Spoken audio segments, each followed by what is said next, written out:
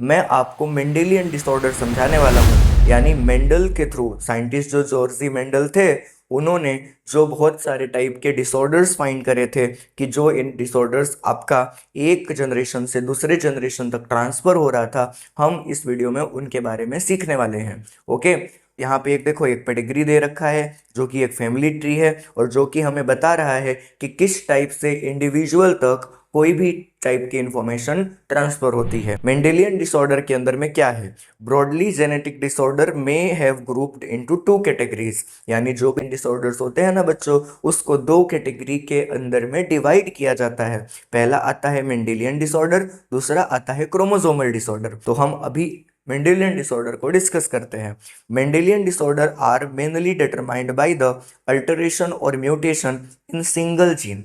यानी अगर आपके एक सिंगल जीन के अंदर में चेंजेस आता है तो उसकी वजह से अगर कोई प्रॉब्लम कॉज होती है तो हम उसको कहते हैं बच्चों Mendelian disorder. Okay, the pattern of the inheritance Mendelian disorder can be traced in a family by pedigree analysis. यानी अगर आप पेडिग्री एनालिसिस को परफॉर्म करते हो तो आपको एग्जैक्टली पता चल जाता है कि वो मेंडेलियन डिसऑर्डर किस पर्टिकुलर जनरेशन से आपके फैमिली में आना स्टार्ट हुआ है। ओके, और ये क्वेश्चन आपको नीट 2013 में पूछा गया है, तो ये लाइन थोड़ा याद रखना, आईएमपी पॉइंट है। ठीक है, नेक्स्ट आता है कि मेंडेलियन डिसऑर्डर्स के एग्जांपल्स कौन कौन से हैं। तो मेंडेलियन डिसऑर्डर्स के एग्जांपल हैं haemophilia, cystic fibrosis, sickle cell anaemia, colour blindness, है ना, फिनाइलकोटोन्यूरिया एंड थैलेसेमिया। यानी ये सारे डिसऑर्डर्स ऐसे हैं जो कि एक जेनेटिक डिसऑर्डर है, यानी एक बाई एक, वन बाई वन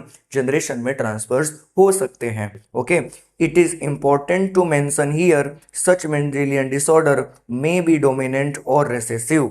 यानी कि जरूरी नहीं कि ये सारे मेंडेलियन डिसऑर्डर हर जनरेशन में ये एक्सप्रेस हों। यानी अगर ये डोमिनेंट होंगे तभी ये एक्सप्रेस होंगे, अगर ये रिसेसिव होंगे तो कई बार फैमिली में ये एक्सप्रेस नहीं होंगे। Pedigree analysis one can easily understand whether the trait is dominant और रिसेसिव। अगर आपको पता लगाना है कि जो पर्टिकुलर मेंडेलियन डिसऑर्डर का ट्रेट है वो डोमिनेंट है, यानी अगले जनरेशन में एक्सप्रेस होगा कि नहीं होगा, आप इसको पेडिग्री एनालिसिस से समझ सकते हो। ठीक है, सिमिलरली द ट्रेट ऑल्सो में be linked with the sex chromosome. यानी कई कई तो ऐसे डिसऑर्डर्स भी हैं जो लास्ट के 23rd नंबर वाले सेक्स क्रोमोसोम के साथ में भी लिंक होते हैं, जिसका मतलब क्या है कि वो या तो सिर्फ मेल को ही टारगेट करेंगे या तो सिर्फ फीमेल को ही टारगेट करेंगे। Okay, as in a case of haemophilia, haemophilia के केस में यही होता है।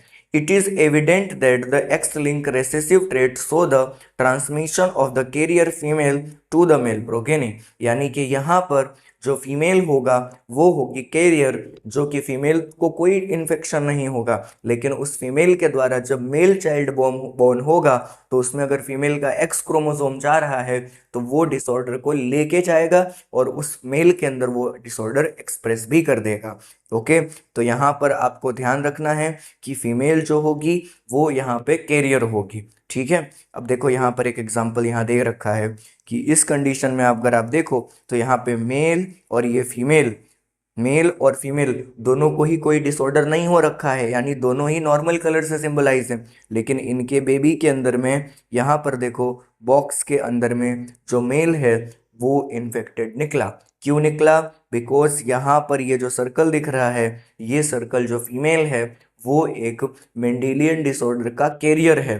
तो कैरियर मतलब जिसमें खुद में तो कोई डिजीज नहीं है पर अगले जनरेशन में वो डिजीज को ट्रांसफर कर सकती है। ठीक है, पेडिग्री एनालिसिस जो कि फैमिली चार्ट दे रखा है, आप इसको ध्यान से देखिए और समझिए। ठीक है, जहाँ पे यहाँ पे अगर आप देख सकते हो तो इस पर्टिकुलर डिसऑर्डर में जहाँ पे ऑटोसोमल डोमिनेंट ट्रेट दिखाया हुआ है, यहाँ पे मायोटिक डिस्ट्रॉफी का एग्जांपल दे रखा है फर्स्ट में, यहाँ पे फीमेल इन्फेक्टेड है और मेल को कुछ भी नहीं हो रखा है। ओके, तो फीमेल है, उसने मेल को ये डिजीज ट्रांसफर करी और उसमें एक फीमेल को भी डिजीज ट्रांसफर करी। ठीक है, और ये जो फीमेल है वो यहाँ पे इन्फेक्टेड है, अगर उसने दूसरे मेल के साथ में शादी किया, आफ्टर जब इनके 2 बच्चे हुए तो ये फीमेल टू फीमेल कंटिन्यू रहा, पर इसमें मेल को कोई इन्फेक्शन नहीं हुआ, यानी मेल जो है वो अनअफेक्टेड है। ठीक है, और इस कंडीशन में देखो ये दोनों ही सेफ हैं और इनकी आगे की जनरेशन भी सेफ है, यानी इनको कोई भी डिसऑर्डर नहीं है। ओके, तो ये आपको इस तरीके से पेडिग्री एनालिसिस को समझना होता है। और नेक्स्ट यहाँ पे दे रखा है मेंडेलियन डिसऑर्डर से पूछे गए नीट एग्जाम के अंदर में थोड़े बहुत प्रीवियस ईयर क्वेश्चंस। आप इन क्वेश्चंस को देखिए और सॉल्व करिए।